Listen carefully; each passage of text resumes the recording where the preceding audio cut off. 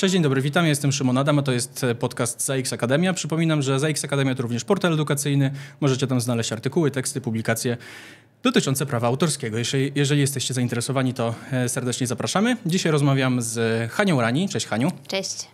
Fajnie, że udało się złapać. Wiem, że latasz, jeździsz i rzadko jesteś tutaj w Warszawie, gdzie nagrywamy. Mam wiele pytań do ciebie, ale zacznę od takiego bardzo nietypowego. Jak ważny był w twojej karierze konkurs sponsorowany przez producenta opon? Bardzo ważny. Taki tak naprawdę chyba w jakimś sensie kluczowy, szczególnie dla mojego śpiewania i jakiegoś takiego odważenia się, wyjścia dalej ze swoją jakąś już solową działalnością do szerszej publiczności. W każdym razie ja zdecydowałam się, może opowiem krótko, o co chodziło. Był konkurs rzeczywiście sponsorowany przez Firestone, który jest producentem opon, i to była pierwsza edycja tego konkursu,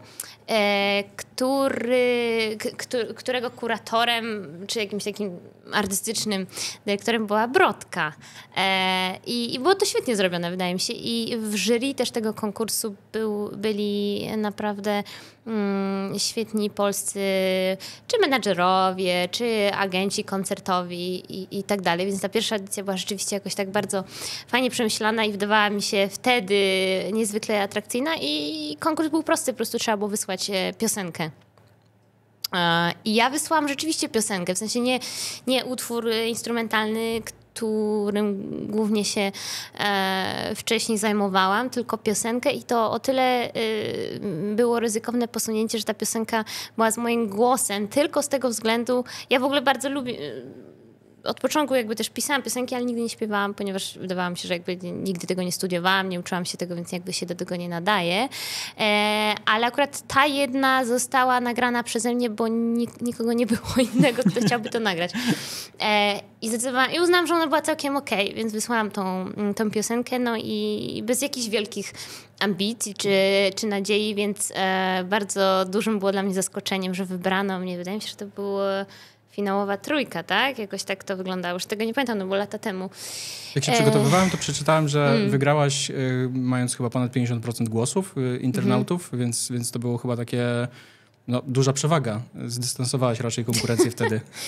Być może, już tego tak dobrze nie pamiętam. W każdym razie rzeczywiście to było niesamowicie stresujące, bo jedno jest wysłać piosenkę, druga rzecz to jest wykonać tą piosenkę na żywo, a jeszcze formuła tego konkursu wyglądała następująco, że my nagrywaliśmy zresztą w Polskim Radiu, więc w ogóle to było wspaniale zorganizowane. W Polskim Radiu, w sali S2, ten utwór na żywo z zespołem, więc ja nie dość, że musiałam to jeszcze wykonać na żywo, to zarejestrować. No, jakby głos to jest niesamowicie delikatna sprawa, jeżeli nie ma się nad nim kontroli, tak jak wtedy ja nie miałam zupełnie, dopiero wiele lat później to się trochę zmieniło przez ilość godzin, które spędziłam na śpiewaniu.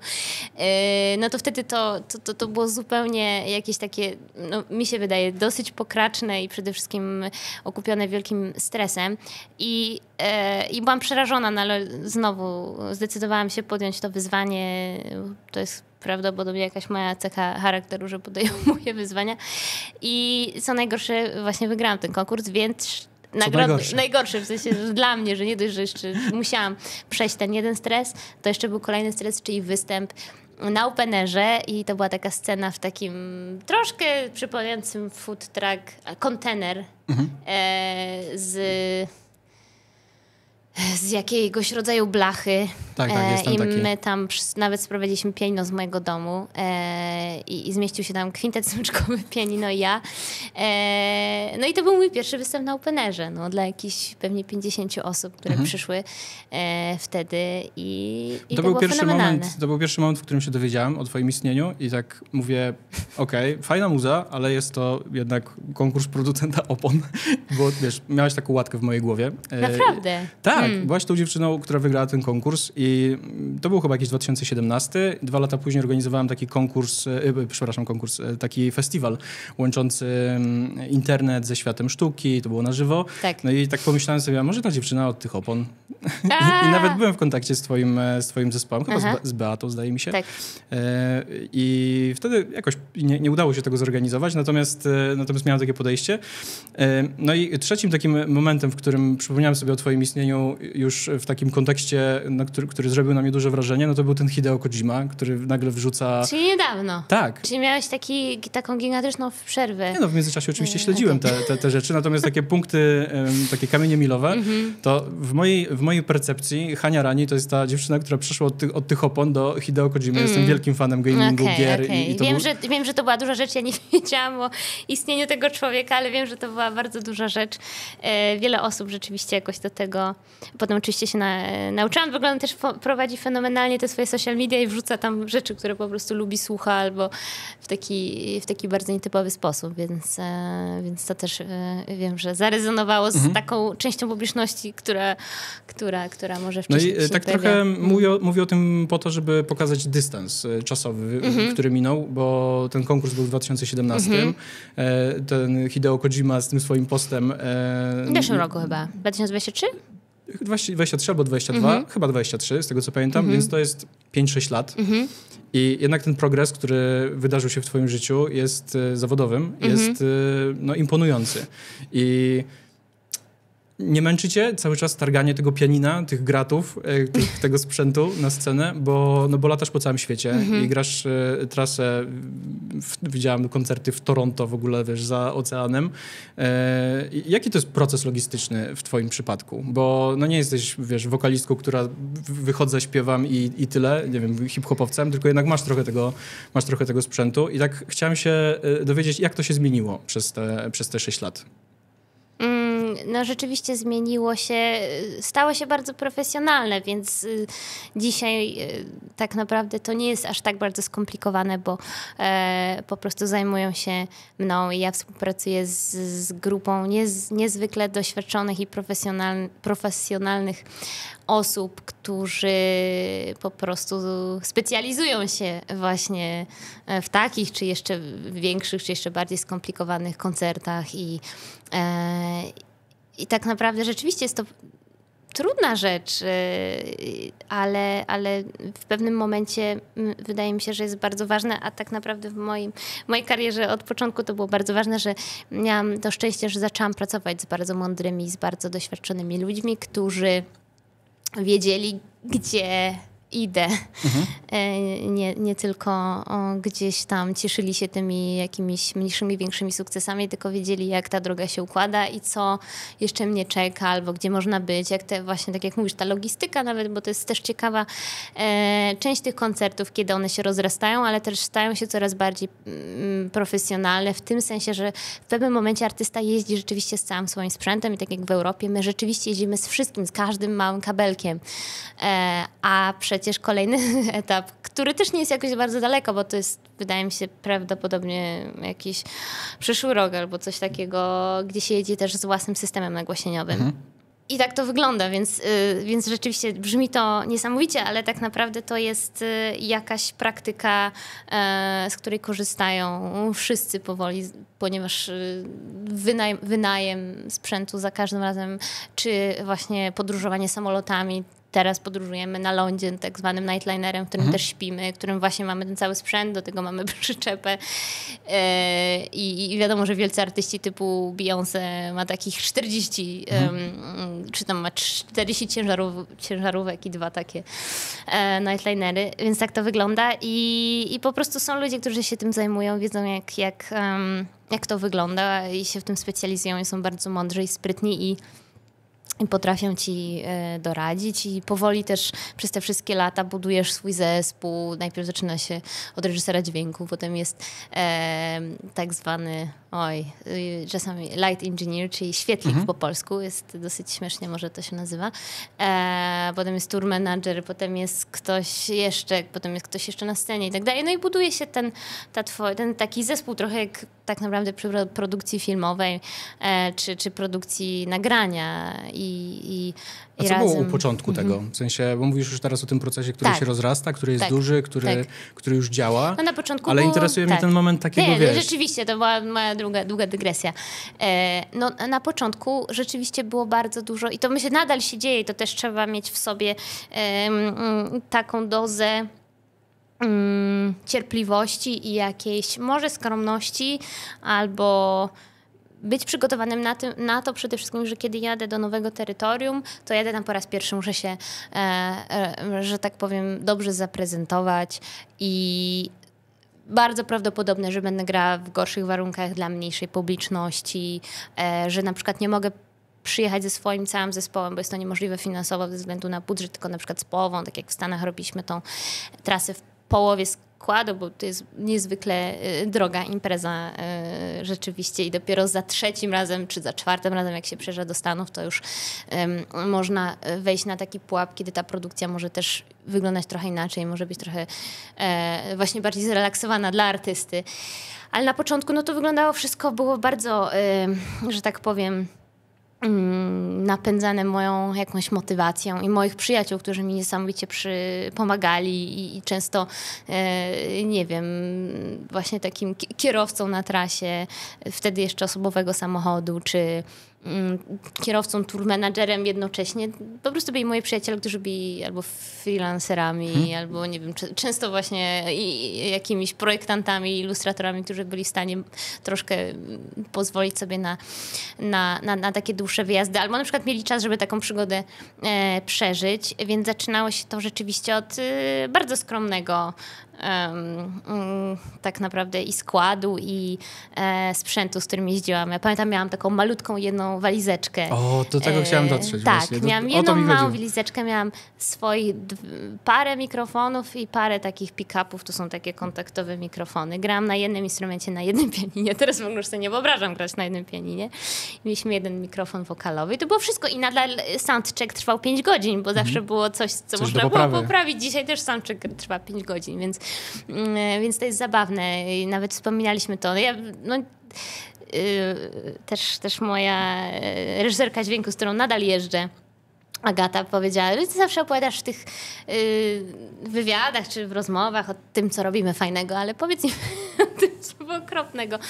Na początku dużo było koncertów, które były w jakichś skrajnie czasami nawet upokarzających warunkach albo po prostu w miejscach, gdzie to było miejsce rzeczywiście napędzone tylko i wyłącznie pasją jakichś prywatnych ludzi i nie wiem, gdzie głośnik wisi ci prawie że nad głową na jakimś łańcuchu, albo gdzie zazwyczaj jak mamy ileś tam wejść do karty dźwiękowej, no to były tylko 4 wejścia, więc trzeba ograniczyć tą swoją muzykę do jakiegoś minimum, więc tych przygód było wiele, tylko my byliśmy niesamowicie podekscytowani tym, że możemy jechać, wyjeżdżać i też ja nigdy nie miałam tak zwanego gap year w swoim życiu. Ja od dziecka zajmuję się muzyką, od dziecka pracuję na to i tak naprawdę teraz to moje życie jest dosyć zrelaksowane w porównaniu do tego, ile ćwiczyłam, ile poświęcałam na to czasu w liceum, na studiach, więc wydaje mi się, że w gronie moich znajomych strasznie się cieszyliśmy. Dla nas to była przygoda, no, że jechaliśmy gdzieś i to było daleko, jechaliśmy samochodem, graliśmy na koncert, poznawaliśmy ludzi i rozmawialiśmy z nimi i ja miałam w sobie po prostu dużo takiej ciekawości. No niesamowicie. Ja w życiu nie myślałam, że ja będę występować na scenie z moją muzyką, więc dla mnie to było takie zaskoczenie i taka radość, że wszystko było świetne. Nadal wszystko jest świetne. Bo widziałem twój koncert, byłem na twoim koncercie w Łodzi na festiwalu Sound Edit. To nie był dobry koncert. Okej, to był mój pierwszy na żywo, twój koncert na żywo, który widziałem jako pierwszy. Tam też dostałaś nagrodę Człowiek ze złotym uchem, zdaje się. To ja. To ty. I no, była publiczność, która widać, że czekała na ciebie i tak siedziałem w ostatnim rzędzie i słyszałem te rozmowy i taka nieprawdopodobna ekscytacja, że to się zaraz zacznie. Naprawdę? Tak. Siedziała obok mnie para, która ewidentnie przyszła tylko na ten koncert, tak chwilę przed startem. I to było takie niesamowite, że są zdejmowane jeszcze tam instrumenty, jakieś mikrofony, trzeba przearanżować scenę, wjeżdżają właśnie twoje instrumenty, jak to Staszek Trzciński siedział obok mnie i powiedział, nie ma gratów, jeszcze nie zaczyna. Tak mi się strasznie to spodobało. No i później weszłaś, zaczęłaś i no tak myślałem, że jestem na koncercie, ale po pierwszych 5 minutach pomyślałem, że jestem na jakiejś ceremonii. Przede wszystkim powiem ci dlaczego, bo stoisz tyłem do publiczności. Przez dużą część koncertu. Tak, i na przykład w wczesnym chrześcijaństwie, w ortodoksyjnym chrześcijaństwie, to na przykład dalej tak wygląda, że są ludzie w tej świątyni, jakiś chór śpiewa, jakieś organy grają i ten mistrz ceremonii, on stoi tyłem. I to było takie skojarzenie, które bardzo mocno ze mną zostało. Jak patrzyłem, mówię, kiedy ona w końcu się odwróci. Jakby, czy to jest na pewno ona, czy wiesz, nie widać jej. Natomiast z tego koncertu wyniosłem takie pytanie, które chciałem tobie zadać, bo ja nie znalazłem odpowiedzi. I to może być twoje subiektywne, możesz też nie odpowiadać. Jak myślisz, dlaczego ludzie słuchają twojej muzyki? Nie mam pojęcia. To jest niesamowite w ogóle. Dla mnie najbardziej jest ciekawe, jak to jest, że ludzie się tak z nią łączą. W ogóle, nie? Że tak ją traktują niesamowicie poważnie i oczywiście ja pochodzę z Polski, więc tutaj można sobie pomyśleć, jakby jesteśmy z tej samej krwi, ale jak ja jadę nie wiem, do Vancouver i tam ludzie są, którzy mówią, że po prostu ta muzyka jakby jest z nimi cały czas i znają te utwory i się z nimi łączą i w ogóle ją przeżywają niesamowicie, no to jest niesamowite, no bo wydaje mi się, że to musi być coś takiego podświadomego, no to musi być jakiś taki język, który być może jest dla tej części publiczności, która mnie tam śledzi i lubi, jakoś niesamowicie i zrozumiała i wypełniająca w nich coś, więc... Ja zawsze, tak jak mówię w ogóle, to co staram się robić w zasadzie od początku, przede wszystkim robię rzecz bardzo prywatną, czyli rzecz, która powiedzmy ona jest, to co robię jest obrazem też tego, co mnie fascynuje i też dlatego widać pewnie bardzo wyraźnie, jak ta muzyka moja się zmienia od rzeczywiście jednego pianina poprzez więcej pianin i jakieś też inne brzmienia, czy inne instrumenty czasami, w zależności od projektu, bo tutaj rzeczywiście było dużo tych klawiatur, ale też są projekty bardziej nastawione na muzykę smyczkową. I ja się z tym po prostu dzielę w taki być może jakiś naturalny sposób i w tym jest tyle mojej fascynacji osobistej, w tym procesie, bo to nigdy się nie kończy tak naprawdę, że myślę, że to być może... A myślisz, że ludzie się łączą, bo rozumieją, czy że wydaje im się, że rozumieją? Nie wiem, wydaje mi się, że to jest w ogóle poza rozumieniem. To jest, jeżeli chodzi o muzykę w ogóle, czy o film, czy o książkę, to jest coś takiego, wydaje mi się, że po prostu to z tobą jakoś rezonuje. I jest ciekawe, że to jest coś, czego ja nie zrozumiem nigdy. Ja tylko mogę zrozumieć swoją rolę w tym życiu, że służę ludziom i myślę, że ich jakoś, nie wiem, może uwrażliwiam, albo może przeżyją coś dobrego. Dużo ludzi też ma takie, zwierza się też z takich bardzo prywatnych różnych przeżyć, że im to pomaga w wyjściu z jakiejś depresji, czy coś takiego. No są ważne rzeczy, to są takie rzeczy, które czujesz, że to jest, że te się skończyły, że jeżeli komuś się jakoś, że jeżeli robi się coś dobrego, albo jeżeli komuś to pomaga, czy otwiera go na coś też nowego, czy ja jestem w stanie im coś pokazać, nie tylko muzycznie, ale może wizualnie też, no bo też staram się, żeby to wszystko, co prezentuję, to było jakąś tam jedną całością. Więc wydaje mi się, że to jest ponad język i ponad rozumienie, a bardziej coś, co po prostu jest wyczuwalne. I tak się łączymy. No to jest w ogóle fenomen koncertów i fenomen w ogóle zbiorowych różnych przeżyć. W kinie tak samo. Wydaje mi się, że to jest fenomenalne odczucie pójść do kina i śmiać się w tym miejscu albo obserwować, że jedni się śmieją trochę bardziej w tym miejscu, drugi nie wiem. Ja to uwielbiam. No i też ta obecność właśnie z ludźmi, tak, których się bo nie muzyka zna. jako jedyna dziedzina kultury, w odróżnieniu od filmów czy literatury, jakby ma funkcję tylko jedną, czyli funkcję wyrażającą. I dopóki tam nie ma tekstu w tej piosence, ona może może jakby tylko wyrażać rzeczy. Film na przykład już ma, wiesz, słowa, on stara się opisywać, stara się coś odgrywać, a myślę, że muzyka ma ten taki walor, do którego każdy może trochę wejść po swojemu, w sensie... Tak, i bez żadnej wiedzy. I tak samo do muzyki klasycznej, do muzyki współczesnej. To jest absolutnie rzecz, bo jakby najbardziej wydaje mi się abstrakcyjna też forma sztuki, nie? Tak jak zapach. Więc można tam wejść z gigantyczną wiedzą, można też tam wejść jako nowicjusz. Siedząc na tym koncercie w Łodzi wtedy, widziałem właśnie, wtedy chyba były 3 pianina, klawiatury, czarno-białe przyciski po prostu. I tak się zastanawiałem, czy kiedyś jeszcze zrobisz taki koncert na właśnie tą jedną klawiaturę z jednej teczki, że taki trochę powrót do korzeni. Tak, myślałam o tym, właśnie myślałam też o tym, żeby właśnie coś takiego zrobić. Też pojawiło się w czasie ostatnich lat też kilka takich rzeczy, które zrobiłam rzeczywiście, które są bardzo mocno tylko wokoło jednego instrumentu. Albo nawet, ja nigdy nie zagrałam nawet swojej pierwszej płyty, tak jak ona jest. Ja od razu, moja pierwsza trasa, ja już zaczęłam śpiewać i grać utwory z drugiej płyty, bo wysyłając demo na mojej wytwórni wysłałam 2 płyty, więc już mogłam, grając tą trasę, gram utwory z płyty, która jeszcze nie istnieje też, bo ja taka jestem. No. Bo siedząc wtedy na tym koncercie, patrząc na ciebie i jak tańczysz, wirujesz między jedną a drugą stroną, jest ten po prostu taki płomień, ja to tak widziałem, patrząc na ciebie, taki płomień tej pasji, tego zaangażowania i takiej dyscypliny przede wszystkim, to tak sobie pomyślałem, że kurczę, dużo tego wkoło ciebie. Ja bym tak, miałbym marzenie zobaczyć cię właśnie w tej skromniejszej wersji. Takiej, że musisz jeszcze bardziej się wykazać, bo nie masz tych wszystkich zabawek dookoła. I tak z tego wynika moje pytanie, czy myślałaś o tym? Bo myślę, że to też może być całkiem fajny pomysł na taki produkt, wiesz, trochę premium, no nie? Na zasadzie hej, to jest taki koncert, że robimy to na surowo.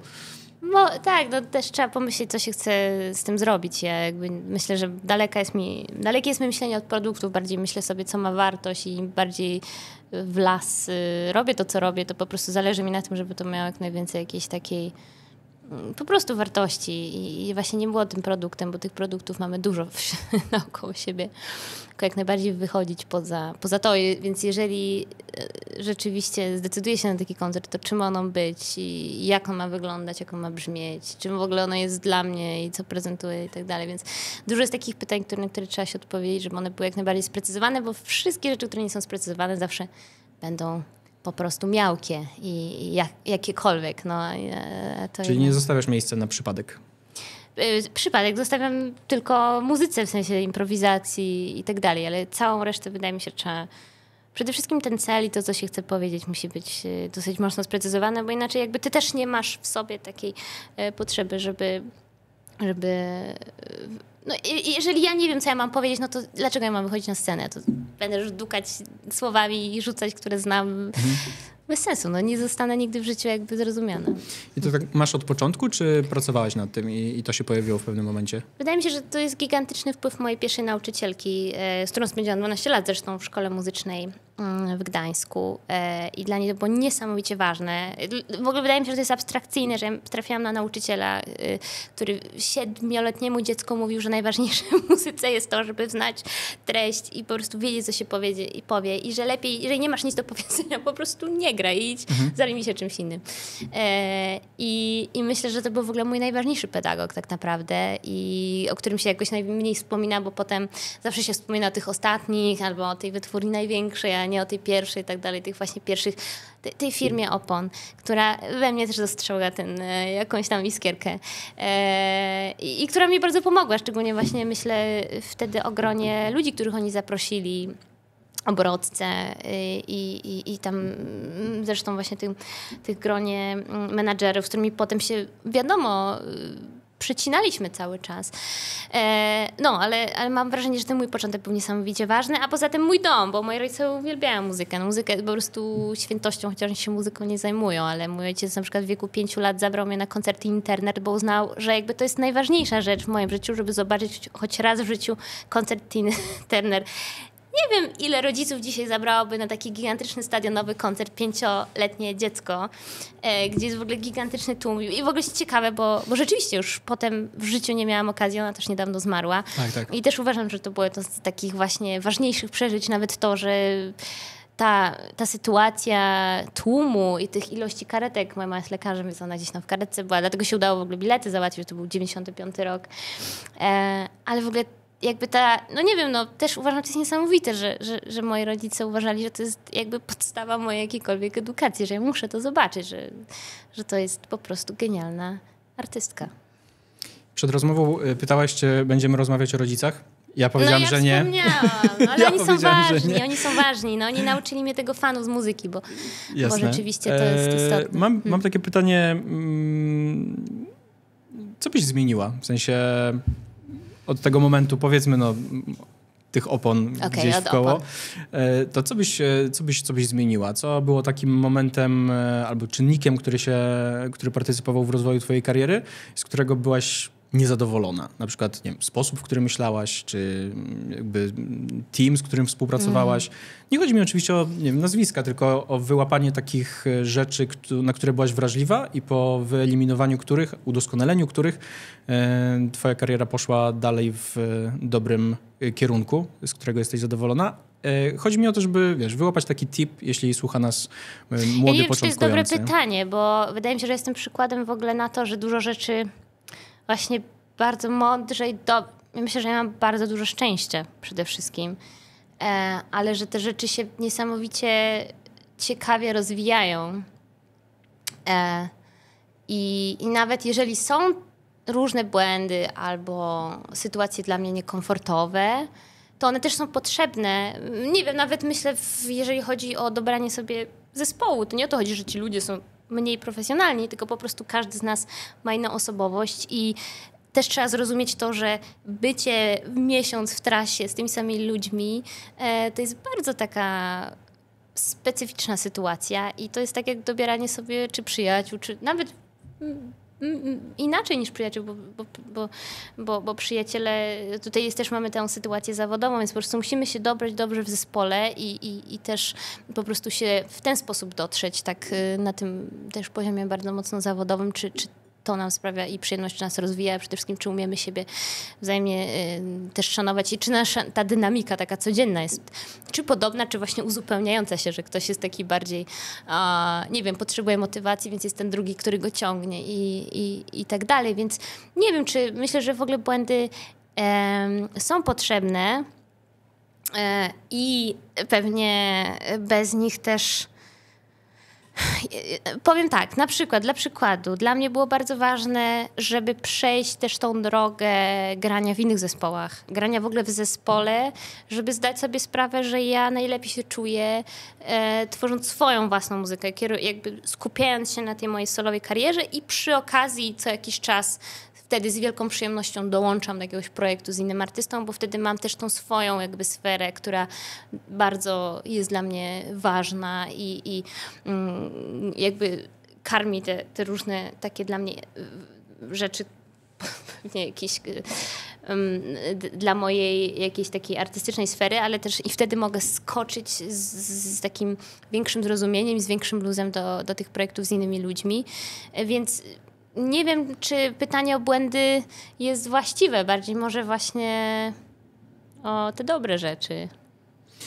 Ja myślę, że nie muszę pytać o dobre rzeczy, bo z twoich wypowiedzi teraz czytam taki wniosek, że warto być bardzo mocno skupionym na sobie. Że jak o tym opowiadasz, że czy o swoich koncertach, czy o tych próbach, które trwają 5 godzin, czy o graniu w innym zespole, to widzę w tobie taki maksymalny fokus na tym, co ty masz zrobić, nie? Jaka jest twoja rola w tym. Że jeśli to jest twój solowy koncert i gramy w dużym secie i mamy, publiczność, to jest wciąż twoja rzetelna robota, którą musisz wykonać i jeśli grasz w zespole innym i po prostu masz swoją część do zrobienia, to warto to zrobić tak samo dobrze, więc nie zadam ci pytania o to, co jest dobre, bo ja to widzę, że to jest profesjonalizm, dyscyplina i taki fokus na tym, na sobie. Wszystko jest bardzo ważne. Każda mała rzecz jest bardzo, bardzo, bardzo, bardzo ważna i każdy element jest istotny w tym procesie i mówiłam też to wiele, wiele razy, ale mi bardzo dużo dał do myślenia takie stwierdzenie, które ktoś kiedyś mi powiedział. Jeżeli masz problem z wyborem powiedzmy, taką trudną częścią tego zawodu jest podejmowanie decyzji, co powinnam zrobić, czy powinnam właśnie wziąć ten koncert albo wziąć udział w tym projekcie. I lepiej ci idzie, tym takich momentów jest więcej. I postawić sobie pytanie, gdzie ja się... Zresztą to było dla mnie szokujące przy pierwszym moim spotkaniu z managementem, takim tylko i wyłącznie moim solowym, który... Pierwszy mój management to była taka agencja jakby w Berlinie i tam było pytanie, oni, żeby odpowiedzieć na moje różne potrzeby, zapytali mnie, co ja chcę robić za 5 lat, a ja powiedziałam, jak to za 5 lat?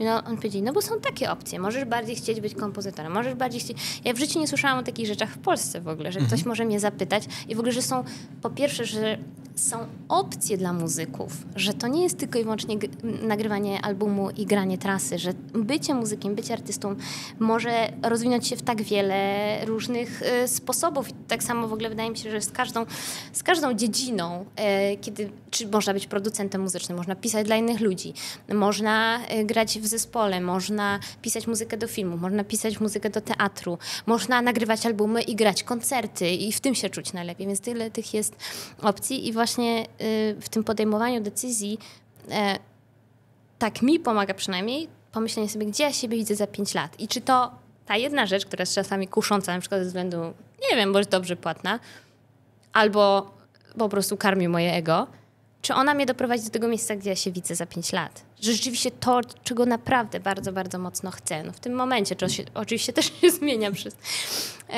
jakiś tam okres czasu, bo się też poznaje ludzi i oni też ci mówią, bo to jest tak i tak. Ja też miałam wielkie szczęście do poznawania ludzi i po prostu cały czas ciągnęłam do tych ludzi, artystów, którzy są na jakimś wyższym pułapie. Oni bardzo chętnie też się dzielili ze mną i mówili właśnie, czego nie robić, albo co robić, albo tu idź, to jest dobra osoba, albo pamiętaj o tym. I tak naprawdę była taka bardzo wiedza gdzieś tam unosząca się w powietrzu i ja zawsze starałam się jakby patrzeć po prostu na tych lepszych i zresztą w ogóle jeszcze przed tym występem oponowym moim, teraz w ogóle tak, bo ja w życiu nie pomyślałam o tym występ oponowy, ale też teraz rozumiem, że on mógł być tak postrzegany. Ja studiując jeszcze w Warszawie, żeby się utrzymać, udzielałam lekcji ludziom w każdym wieku. Jedną z moich uczennic, która była moją też sąsiadką, była Justyna Chowania, która przez wiele lat współtworzyła czy tworzyła domowe melodie. I to był dla mnie taki w ogóle pierwszy, zresztą też genialny pomysł na ten projekt. To był też projekt rodzącego się internetu i genialnie przez nią wykorzystany też bardzo precyzyjnie i bardzo z taką wielką... z takim gigantycznym planem też, bo to wyglądało, że to wszystko jest trochę zrobione w doskoku, ale to było niesamowicie przemyślane i to było genialne. Ja jakby też znowu obserwowałam z bardzo bliska, udzielając jej lekcji, coś tam aranżując i tam pomagając, bo wydawało mi się, może to nie jest do końca to, co ja chcę robić, że chodzi o gatunek muzyki albo rodzaj stroju scenicznego.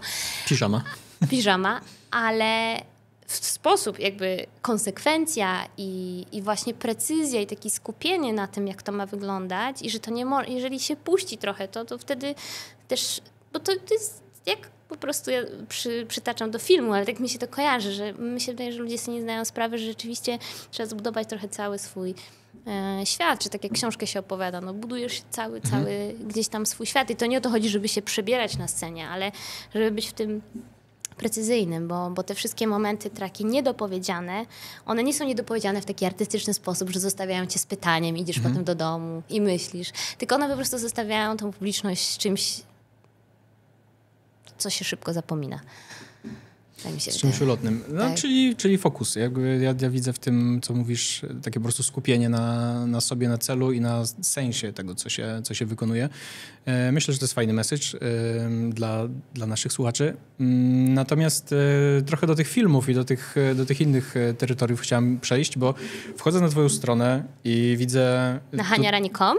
Chyba to była haniarani.com i widzę zespół tutaj międzynarodowy, zespół polski, widzę publishing i oczywiście jak zawsze możesz nie odpowiadać, ale z czego żyjesz jako artystka? Z koncertów, ze streamingów, czy z publishingu na przykład? Bo no, publishing szczególnie jest czymś takim, o czym się, wiesz, no, nie mówi w kontekście takim no, popularnym, tak? Że... Ja też do końca nie wiem. To polega, ale każdy go ma, w sensie na pewnym poziomie. Nie, wiem, oczywiście. Ale to też była taka właśnie jeden z tych takich członków, które zawsze widziałam na stronach moich ulubionych artystów. Jak przyglądałam właśnie też tam contact list. W taki sposób też zaczynałam, zastanawiałam się w ogóle jakby jak to działa i zawsze widziałam tyle tych różnych podpunktów, że w Polsce jest tylko menadżer, on się zajmuje wszystkim. No tak, w Polsce tak. Ale oczywiście to też się zmienia, tak? To się zmienia i też jeżeli chodzi o znane różne gwiazdy polskie, to zakładam się, że też jest tam tysiące różnych osób, asystentów, ale rzeczywiście jakby to była moja wiedza, że jest po prostu menadżer, który robi wszystko, no i też jakby nie wydawało mi się, żeby to była jakaś taka ilość pracy, że potrzeba więcej osób. Ja się potem okazało, że nie to, że jest menadżer, to jest też osobno wytwórnia, że jest agent i są podagencje, na przykład właśnie w Polsce. Jest ktoś tam od PR-u, jest właśnie publisher, potem jest agent filmowy, prawda? Więc no, ja mam to szczęście, że robię dużo rzeczy i rzeczywiście mój dochód jakby przychodzi z tych wszystkich różnych rzeczy, które robię, czyli duża część to jest muzyka filmowa, część to jest koncerty, granie na żywo. Kolejna część, i tutaj też warto o tym wspomnieć, ja podpisałam taki mój pierwszy solowy kontrakt z dosyć małą wytwórnią i takie wytwórnie polecam, bo tam jest bardzo fair zawsze ten podział, więc ja rzeczywiście też realnie zarabiam pensje z płyt, które są kupowane przez moich słuchaczy, czy ze streamingu. Są licencje, czyli ktoś kupuje utwór, który już istnieje i chce go wykorzystać w swoim filmie, albo w balecie, albo tak zwana synchronizacja. Tak. Tutaj w podcaście też wyświetlamy takie belki, żeby tak. Ludzie mogli od razu sobie doczytywać, więc tak, synchronizacja. Kontynuuj. Czyli jest jeszcze ta część takiego tak zwanego właśnie pasywnego tak naprawdę przychodu. Nie wiem, czy o czymś jeszcze nie powiedziałam z tych wszystkich różnych twoich... O ZAIKS-ie. ZAIKS, to na przykład łączę, bo u mnie to się łączy z publishingiem, który rzeczywiście... ZAIKS, ja też współpracuję z GEMą niemieckim. W Polsce rzeczywiście jest to ZAIKS. OZZ, Organizacja Zbiorowego Zarządzania. W każdym kraju jest... Tak. W zależności też, bo można podpisać się też z tym, gdzieś tam, kto uważamy, że rzeczywiście jest bardzo ważnym jakimś, na przykład w moim przypadku to było rozważanie pomiędzy brytyjskim a niemieckim, właśnie tym związkiem zbierania tantiem. I to przerwę ci tutaj, bo trochę do tego zmierzałem. Tak. Biorąc pod uwagę twoją karierę międzynarodową, trasy, muzykę w różnych miejscach i zainteresowanie też takie, no nie tylko polskie, w sensie masz słuchaczy nie tylko tutaj. To jest moje właściwe pytanie a propos tego, czy ty to sama ogarniasz, czy masz jednak kogoś, komu ufasz i on się absolutnie zna na tych wszystkich prawach, na tym podziale, że hej, dobrze, jak będziemy mieli tutaj w Polsce tak, a za granicą inaczej. Czy jakby ty jesteś w tym wyedukowana, czy jednak można to Nie, ja w zupełności nie. No to i dlatego właśnie o tym mówię, że jakby oczywiście są artyści, w pewnym momencie się też uczysz, no bo podpisujesz jakiś cyrograf i kontrakt i tak dalej, ale jest tak niesamowicie ważne, żeby trafić albo nawet zainwestować w człowieka na początku jednego właśnie menadżera, potem więcej. Ludzi, którzy się na tym po prostu znają, mają doświadczenie i mają wiedzę, bo to jest bardzo skomplikowana struktura i trudno, żeby jako artysta, który też jeszcze musi normalnie opłacić i podatki i zajmować się też z bardzo przyziemnymi zadaniami, wiedzieć wszystko. Więc ja miałam to szczęście, że bardzo szybko trafiłam na, wydaje mi się, mądrych ludzi, którzy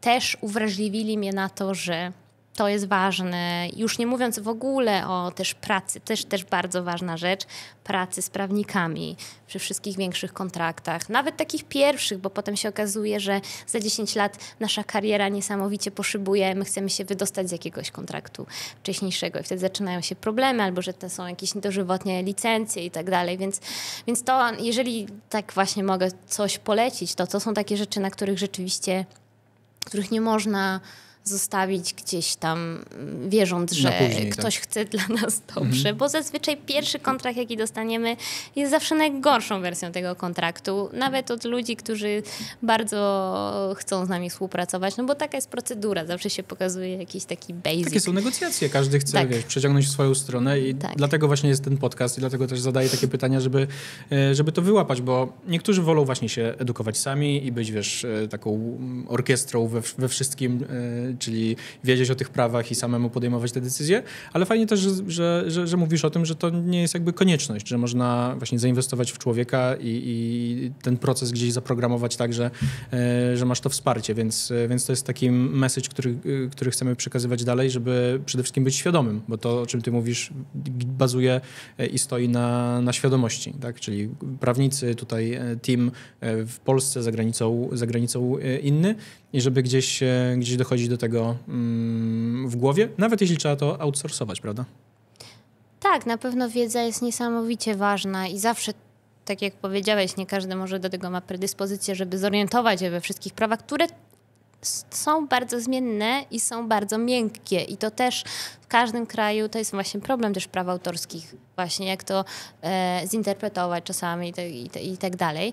Więc, ale jeżeli są rzeczy, które mogą potrwać więcej niż rok, albo na przykład właśnie mają kilka lat, to warto się skonsultować z kimś, kto ma dużo większe doświadczenie od nas i naprawdę to polecam, nawet jeżeli to oznacza... Ja pamiętam, że mój pierwszy kontrakt, albo jeden z pierwszych kontraktów, mi nie było stać na prawnika, więc to pomagał mi mój przyjaciel prawnik. I pomimo tego, że on też nie miał jakiś też człowiek młody, który dopiero co gdzieś tam skończył prawo, był wyspecjalizowany w innej dziedzinie, ale pomimo to on też był w stanie już dostrzec rzeczy, które dla mnie byłyby bardzo jakieś normalne, albo w ogóle by nie wiedziała, co one znaczą.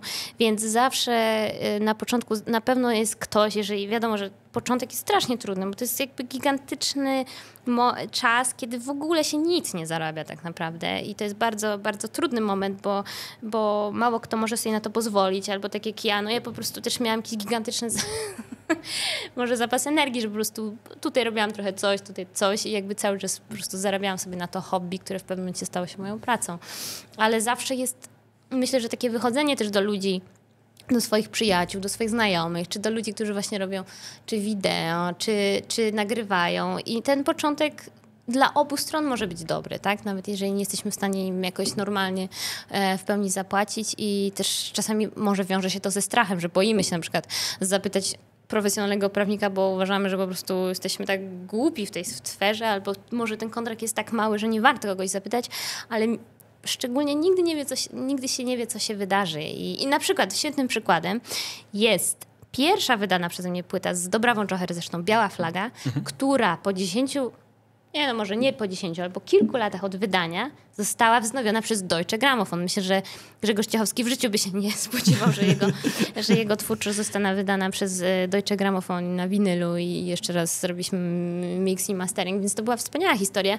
I tam dzięki Bogu właśnie była bardzo krótka i określona licencja tak naprawdę, bo oczywiście pierwszy kontrakt dotyczył dożywotniej licencji na te aranżacje i dzięki temu potem ktoś inny, na przykład właśnie większa wytwórnia mogła wznowić i wydać to w inny sposób i tak dalej. I takich historii jest mnóstwo, jak wiemy. I czasami nawet, co też jest świetnym wyborem, artysta może być po prostu właścicielem tych swoich pierwszych płyt i po prostu dostawać 100% zysku, nie musząc się dzielić No szczególnie w dzisiejszych czasach self-publishingu i w samemu wydawania tego w internecie. Tak.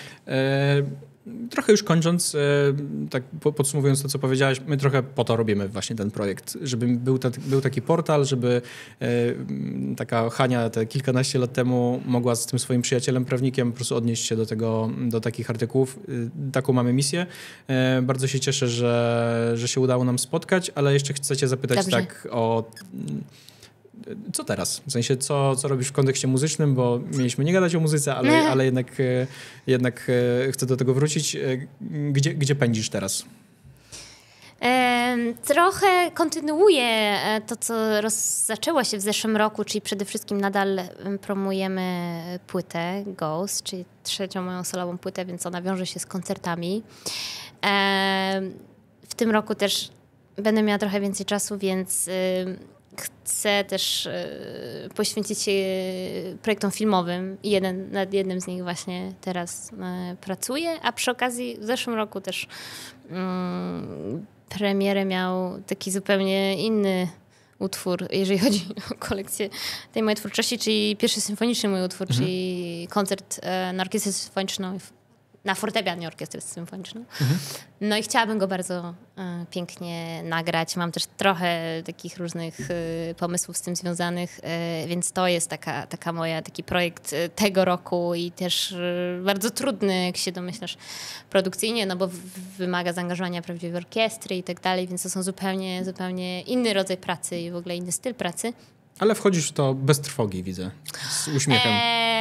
Oczywiście, założyliśmy tak, albo zrobimy to świetnie, albo nie opłaca się tego w ogóle zrobić, bo jest to rzeczywiście projekt takiej skali i można tam się też otrzeć o jakiś banał, albo można się też otrzeć o jakąś taką właśnie znowu byle jakość, że albo się to zrobi rzeczywiście świetnie i ze świetną orkiestrą, i ze jakimś pomysłem świeżym i tak dalej, bo takich wydań trochę powstało na przestrzeni ostatnich lat, które bardzo mnie gdzieś tam zainspirowały w tej kwestii, które też są, jakby łączą różne światy albo są jakimś takim właśnie clashem.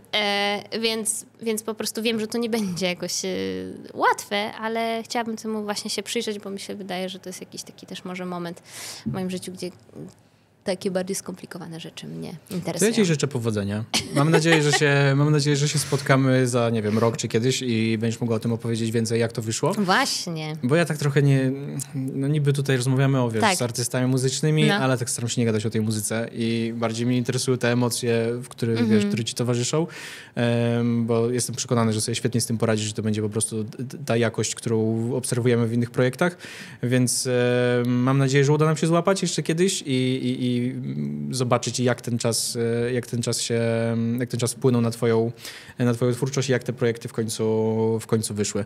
Więc dziękuję ci bardzo za dzisiaj. Serdecznie. Naszym słuchaczom przypominam, że ZAX Akademia to również portal edukacyjny, na który możecie wejść, link w opisie. I tyle. Dzięki, do zobaczenia.